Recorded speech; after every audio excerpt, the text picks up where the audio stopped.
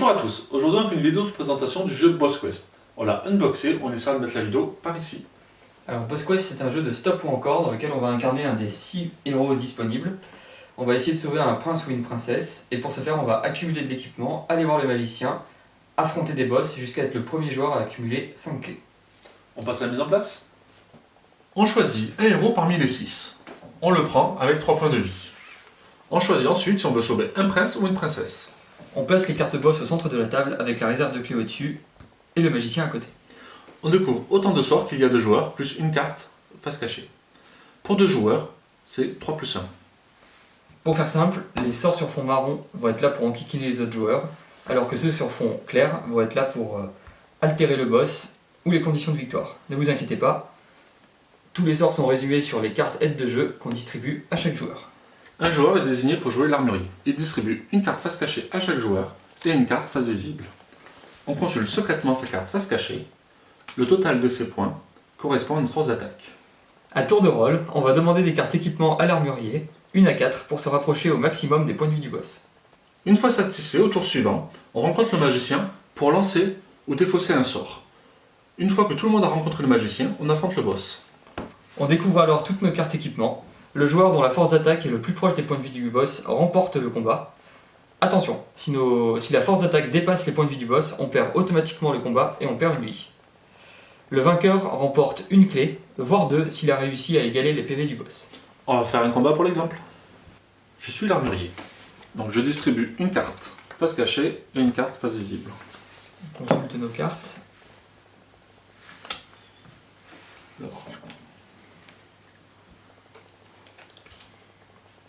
Combien t'en veux? Donc c'est à mon tour de jeu, je vais demander combien je veux de cartes à l'armurier. Donc je vais dire que j'en veux 3. Donc je les 3 note. sur 4 possibles. Oula, j'ai... C'est chaud pour toi là. Moi je vais en prendre 2. Bah du coup moi je vais aller voir le magicien et je vais choisir de lancer ce sort. Donc le boss a plus de points de vie, il passe de 20 à 22. J'en choisis un. Et du coup, je vais ici. Tu lances ou tu défausses un sort? Je défausse le sort. Ensuite, du coup, on affronte le boss. On passe à la résolution du combat. Donc on démontre. Donc ça fait 19. Moi j'ai 14, plus 6, 19, plus 2, 21. Le boss avait 22 points de vie. Donc personne perd de points de vie, vu que personne n'est au-dessus des points de vie du boss. Je suis le plus proche, je remporte une clé. Il retourne chez moi, il retourne chez lui. Et on change de boss. Et on passe au boss suivant, Et ainsi de suite. jusqu'à accumuler 5 clés. Maintenant on passe sur le canapé pour vous donner notre avis. Avant de commencer, on tient à rappeler que notre avis est personnel et qu'il n'engage que nous. D'un point de vue thématique, c'est du médiéval fantastique. Moi, j'ai beaucoup aimé. Pour moi, je suis un peu moins fan. Parce que du coup, j'ai l'impression qu'il y en a beaucoup. Mais par contre, ce que j'apprécie, c'est qu'ils ont fait l'effort du coup par rapport à la princesse, qu'il peut y avoir une princesse qu'on peut sauver. Ensuite, d'un point de vue mécanisme, donc c'est du stop et encore. Moi, c'est un mécanisme que je connais pas spécialement, mais je le trouve sympa, mais sans plus, donc Moi, j'aime beaucoup, c'est simple et efficace. simple et efficace ça aussi. D'un point de vue design, Moi, je trouve beau. Après, j'aurais aimé. En fait, ça me parle plus si c'est des figurines, quoi. oui, pareil. Après, peut-être qu'il y aurait un coût supplémentaire, mais après 29€, c'est peut-être pas Oui. excessif, quoi. Alors moi, je tiens à rappeler quand même qu'il est très beau, mais c'est vrai que j'aurais peut-être préféré des figurines, bon, peut-être pas forcément des figurines, mais au moins des petites figurines en carton, au moins pour les boss, histoire de à l'échelle pour donner le côté un peu plus combat de boss. Mais sinon, il est quand même très beau. Il est très beau, c'est Ouais, une belle réussite. J'ai beaucoup aimé. Ensuite, on va parler de la rejouabilité. Donc, il faut savoir qu'on a joué à 2, mais aussi à 5. Donc, on a à peu près testé toutes les manières de jouer. Donc, à 2 joueurs, au niveau de la rejouabilité, je dirais que sans les extensions, c'est quand même assez limité. On a vite l'impression de juste demander des cartes, retourner, aller chez le magicien. Enfin, c'est assez répétitif à 2 joueurs.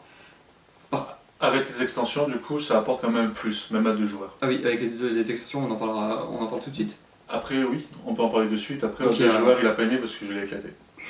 C'est vrai aussi, mais non, disons qu'il y a plusieurs extensions. Il y a une extension qui rajoute des potions, donc qui permet d'avoir une carte double qui soit ajoute, soit diminue. Donc c'est C'est plutôt sympa, surtout qu'il y a des sorts aussi qui font la même chose, donc ça peut te donner des petits retournements de situation. Donc à 2 ou à 5, elle est vraiment bien cette extension. Ensuite, ils ont une autre extension avec des compagnons, donc ça donne plus de personnalité au personnage.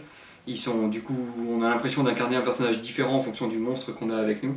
Et c'est chouette. C'est vraiment sympa. Par contre, à 2 joueurs, il y en a une qui est quand même très très forte. C'est celle qui permet de voir une carte retournée. À 2 joueurs, du coup, notre adversaire a plus aucune surprise, donc on sait exactement ce qu'il a. Donc celle-là, à 2 joueurs, il faudrait peut-être l'enlever pour que ce soit un peu plus équilibré, mais sinon, franchement, ça apporte beaucoup de piment au jeu. Et après, il y a l'extension du boss final. Alors ça, j'ai trouvé ça génial, surtout à 5, enfin à plus que 2.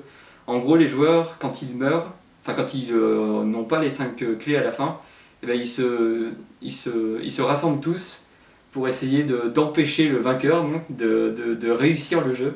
Et j'ai trouvé ça vraiment sympa, donc avec une mécanique dès qu'il demande des cartes, on peut lancer un sort, et franchement ça donne un côté vraiment vachement plus dur au jeu, qui est vraiment sympa. Ouais. Du coup, le jeu rapide et simple avec le méga boss, du coup c'est tout l'inverse, quoi, c'est super dur. Ouais, c'est super dur de gagner. Ouais. Et du coup c'est simple, parce que ceux qui aiment bien les jeux simples, c'est sympa.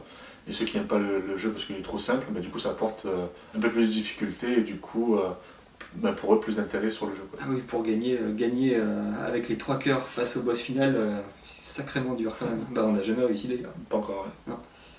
Ensuite, on va parler du coup du plaisir de jeu. Moi j'ai pris beaucoup de plaisir.